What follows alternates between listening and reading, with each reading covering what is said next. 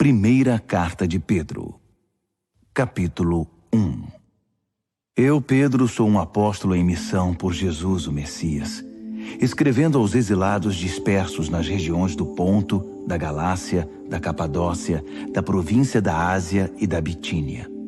Não falta ninguém. Ninguém foi esquecido. Deus, o Pai, está de olho em cada um de vocês e decidiu, pela obra do Espírito, mantê-los obedientes por meio do sacrifício de Jesus. Que tudo de bom seja enviado da parte de Deus a vocês. Que Deus nós temos! E como somos felizes em tê-lo, o Pai do nosso Senhor Jesus. Pelo fato de Jesus ter ressuscitado dos mortos, recebemos uma vida nova e temos tudo na vida, até mesmo um futuro no céu, que começa agora. Deus está atento a nós e ao futuro. O dia em que vocês terão tudo isso, vida restaurada e integral, está chegando. Sei quanto vocês se sentem bem com isso, ainda que nesse meio tempo tenham de enfrentar todo tipo de provação. O ouro puro passado pelo fogo sai comprovadamente puro.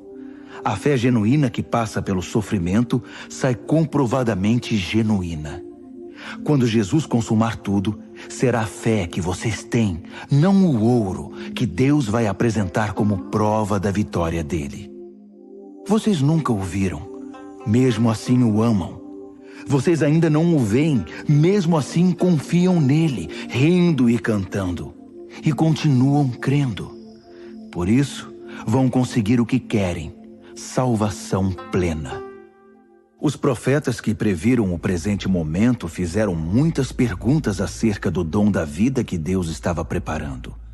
O Espírito do Messias já havia revelado antes que o Messias passaria por sofrimento seguido de glória.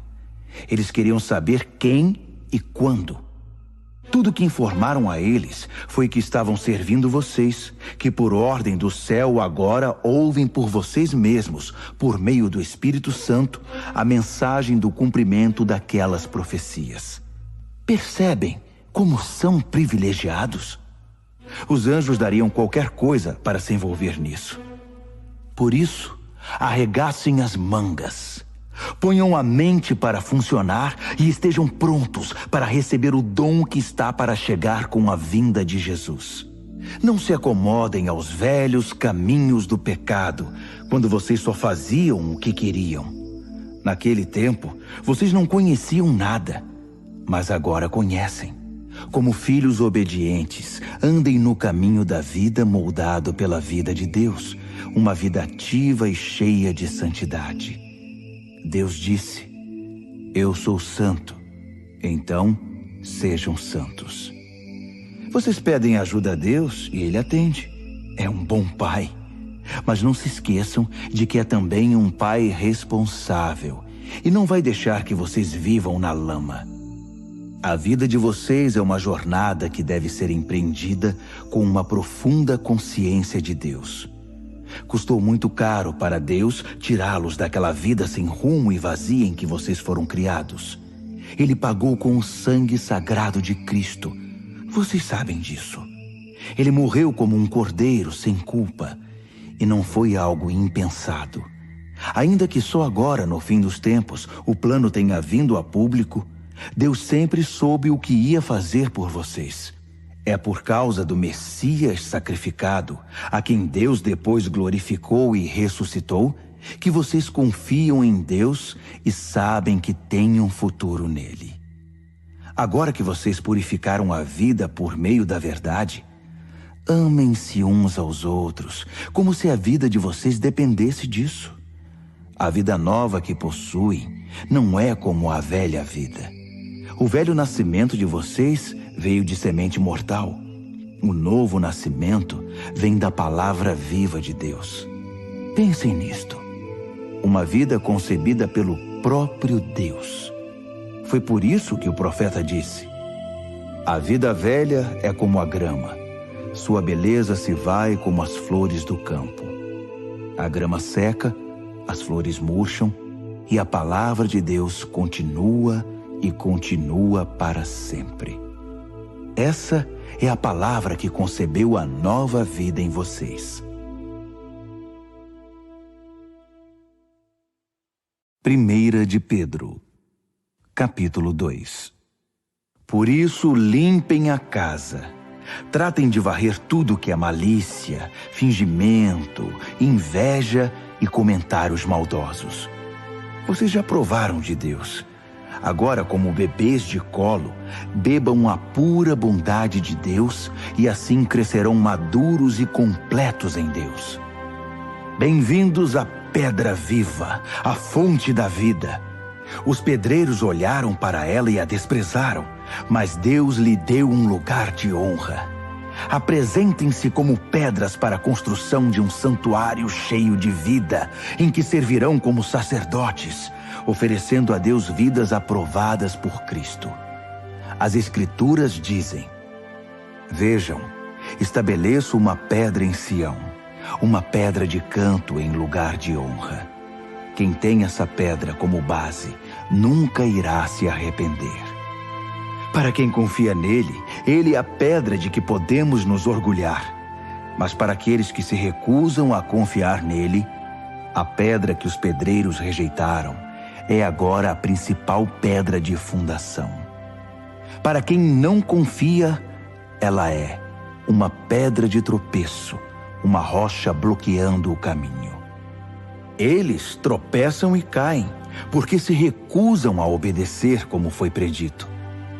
Mas vocês são os escolhidos de Deus, escolhidos para a alta vocação do trabalho sacerdotal e para serem um povo santo. São instrumentos de Deus para fazer sua obra e falar por Ele, e para contar a todos quanta diferença Ele fez na vida de vocês. De nada para alguma coisa, de rejeitados para aceitos. Amigos, este mundo não é a casa de vocês. Por isso não se sintam à vontade nele. Não deem espaço para o ego à custa da sua alma.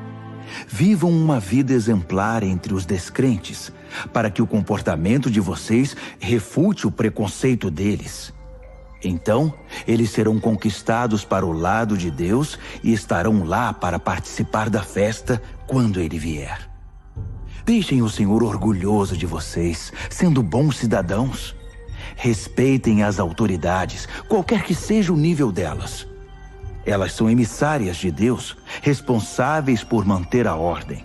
É a vontade de Deus que, ao fazer o bem, vocês possam curar a ignorância dos tolos, que o consideram um perigo para a sociedade. Usem da sua liberdade para servir a Deus, não para quebrar as regras. Tratem todos com dignidade. Amem sua família espiritual. Temam a Deus. Respeitem o governo. Sejam bons empregados para o patrão, não apenas para os bons patrões, mas também para os maus. O que importa é que suportem tudo por causa de Deus, quando forem maltratados sem razão. Não há nenhum mérito em receber castigo quando vocês o merecem, mas se forem maltratados por terem bom comportamento, mesmo que sejam bons empregados, é isso que vale para Deus. Foi para esse tipo de vida que vocês foram convidados, o mesmo que Cristo viveu. Ele sofreu e aceitou toda espécie de sofrimento para que vocês soubessem que esta vida era possível e aprendessem a vivê-la passo a passo. Ele nunca fez nada errado, nem disse qualquer coisa incorreta. Ele foi xingado com tudo que é nome, mas não reagiu. Sofreu em silêncio, contente em deixar Deus acertar as coisas. Ele usou seu corpo de servo para carregar nossos pecados até a cruz e nos livrar do pecado, nos deixar livres para viver o caminho certo. Os ferimentos dele são a cura de vocês.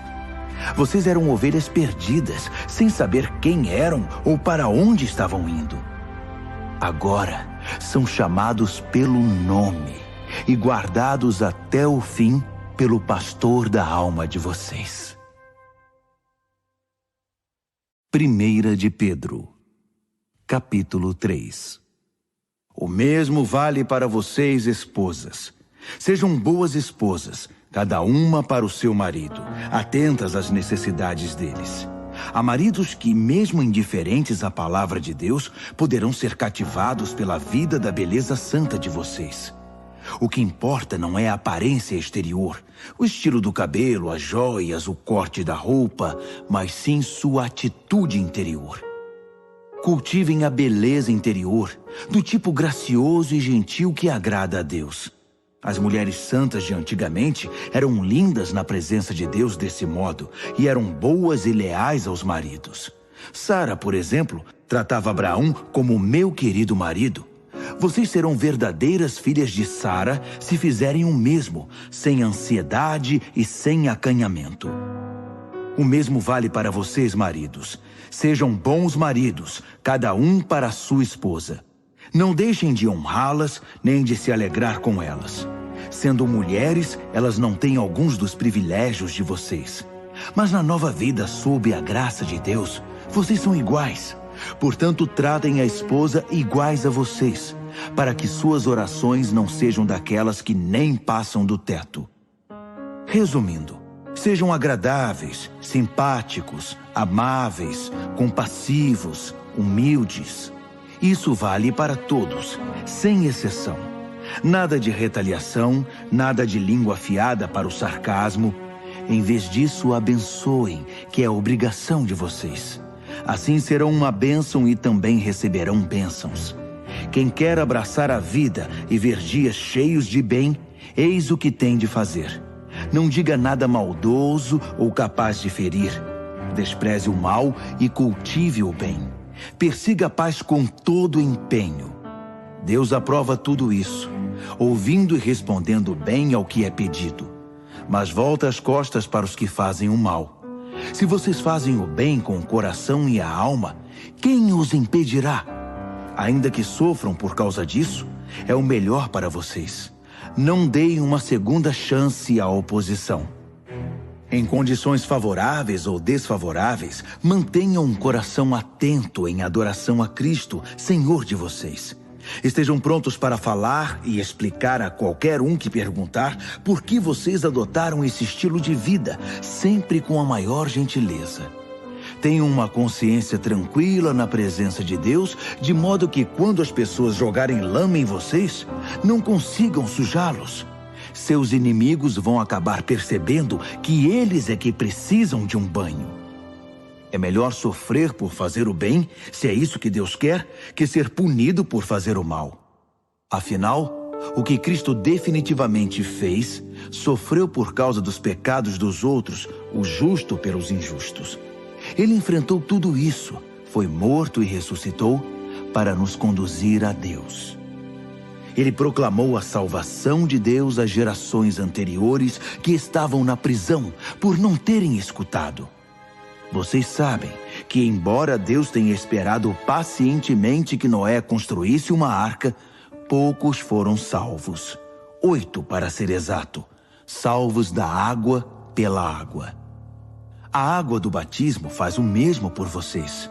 Não por limpar a sujeira da pele, mas por apresentá-los diante de Deus com uma consciência pura por meio da ressurreição de Jesus.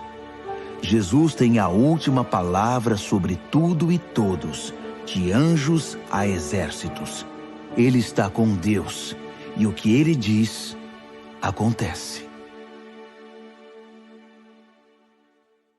1 de Pedro, capítulo 4. Portanto, considerando que Jesus passou por tudo que vocês estão passando e até mais, aprendam a pensar como ele. Pensem no seu sofrimento como uma maneira de abandonar o velho hábito pecaminoso de querer conseguir as coisas do modo de vocês. Assim serão capazes de viver livres para buscar o que Deus quer, em vez de serem escravizados pelos próprios desejos. Vocês já viveram aquela vida que ignorava Deus. Festas toda noite, bebedeiras e depravação. Mas chegou a hora de se livrar disso para sempre. Obviamente, os amigos daquela época não entendem por que vocês não os procuram mais. No entanto, vocês não têm a obrigação de prestar contas a eles. eles serão chamados à responsabilidade na presença do próprio Deus. Ouçam a mensagem. Ela foi pregada aos cristãos que agora estão mortos, mas ainda que estejam mortos, como acontece com todos, eles vão continuar na vida que Deus concedeu a eles em Jesus. Tudo neste mundo está para ser consumado. Portanto, não tomem nada como certo. Mantenham uma vida de oração. Acima de tudo, amem uns aos outros como se a vida de vocês dependesse disso. O amor resolve praticamente qualquer situação. Sejam prestativos em dar uma refeição ao faminto, uma cama ao sem-teto, e façam isso com alegria. Sejam generosos com os dons que Deus concedeu a vocês e permitam que todos participem deles. Se palavras, que sejam palavras de Deus. Se ajuda, que seja uma ajuda sincera da parte de Deus. Assim, a brilhante presença de Deus se tornará evidente em tudo por meio de Jesus. E ele receberá todo o crédito, na condição de quem é poderoso em tudo, para sempre, até o fim dos tempos. Amém. Amigos, quando a vida ficar realmente difícil, não pensem que Deus não está no comando. Em vez disso, alegrem-se, pois vocês estão passando pelo mesmo que Cristo passou. É um processo de refinamento espiritual e a glória está chegando. Se vocês sofrem abusos por causa de Cristo, considerem-se felizes. É o Espírito de Deus e sua glória em vocês que serão vistos pelos outros. Se eles os perseguem porque vocês quebraram a lei ou perturbaram a paz, é outra questão. Mas se é porque vocês são cristãos, não pensem duas vezes. Sejam orgulhosos da condição distinta refletida nesse nome. Chegou a hora do julgamento, e ele começará pela própria família de Deus. Somos os primeiros da fila. Se começa conosco, imaginem como será para aqueles que rejeitam a mensagem de Deus. Se os bons quase não resistem, o que está reservado para os maus? Então, se vocês acham que a vida está difícil porque estão fazendo o que Deus mandou, fiquem tranquilos. Confiem nele. Ele sabe e sempre saberá o que está fazendo.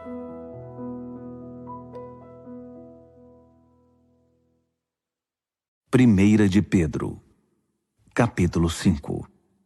Tenho uma preocupação especial por vocês, líderes da igreja. Sei o que é ser líder, participar dos sofrimentos de Cristo e também da glória futura. Esta é minha preocupação, que vocês cuidem do rebanho de Deus com todo o cuidado de um pastor. Não porque são obrigados, mas porque desejam agradar a Deus. Não calculando o que vão ganhar com isso, mas agindo com espontaneidade. Não como mandões, dizendo aos outros o que fazer, mas apontando o caminho com toda a gentileza. Quando Deus, que é o melhor pastor de todos, manifestar ao mundo seu domínio, ele verá que vocês agiram corretamente e não economizará elogios. E vocês que são mais jovens devem seguir seus líderes. Mas todos vocês, líderes e liderados, devem ser humildes uns diante dos outros, pois Deus é contra os orgulhosos, mas tem prazer em pessoas simples. Portanto, contentem-se com o que são e não empinem o nariz. A mão de Deus é forte e está sobre vocês. Ele os exaltará no tempo certo. Vivam livres de preocupação na presença de Deus. Ele toma conta de vocês. Tenham uma mente tranquila, mas estejam sempre atentos. O diabo está querendo atacar e não quer outra coisa senão apanhar vocês desprevenidos. Não baixem a guarda. Vocês não são os únicos a enfrentar momentos difíceis. Acontece o mesmo com muitos cristãos ao redor do mundo. Por isso, fiquem firmes na fé. O sofrimento não vai durar para sempre. Não na presença de um Deus generoso, que tem grandes planos para nós em Cristo, planos eternos e gloriosos. Ele vai conservá-los unidos e firmes para sempre. Deus tem a última palavra. Sim, Ele a tem. Envio esta breve carta a vocês por meio de Silas, um irmão muito confiável. Tenho a maior consideração por ele. Escrevi do modo mais claro e veemente que pude. Essa é a verdade generosa de Deus. Recebam-na de braços abertos. A igreja no exílio aqui comigo, mas nem por um momento esquecida por Deus, quer ser lembrada por vocês.